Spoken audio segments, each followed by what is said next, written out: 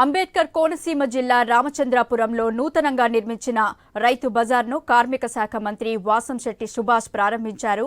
రైతులు పండించే పంటలను నేరుగా వినియోగదారులకి గిట్టుబాటు ధరలకు అమ్ముకునేందుకు రైతు బజార్లు దోహదపడతాయని చెప్పారు. ఈ రైతు బజార్లోని స్టాల్స్ ను రైతులు ఉచితంగా వాడుకోవచ్చని తెలిపారు. రైతుల పక్షపాతి అయిన కూటమి ప్రభుత్వం ప్రతి నియోజకవర్గంలోనూ రైతు బజార్లను పునః ప్రారంభిస్తోందని మంత్రి వాసంశెట్టి వెల్లడించారు. రైతు బజార్ను ప్రారంభించిన సందర్భంగా మంత్రి వాసంశెట్టి కూరగాయలు కొన్నారు.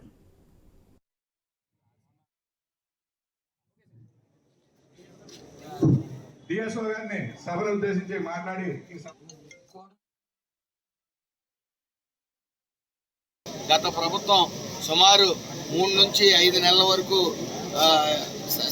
ఇచ్చే సొమ్ముని 3 నుంచి 5 నెలల వరకు వేచి చూడవలసిన పరిస్థితి, అదికి వడ్డీలకు లోనయ్యి అస్తవ్యస్తపడే పరిస్థితి రైతులదైతే ఈ ప్రభుత్వం వితిన్ 24 అవర్స్లో బస్తా మీద డబ్బులు ఇచ్చే పరిస్థితి, అలాగే హాఫ్ అన్ అవర్లో కూడా పడే పరిస్థితి.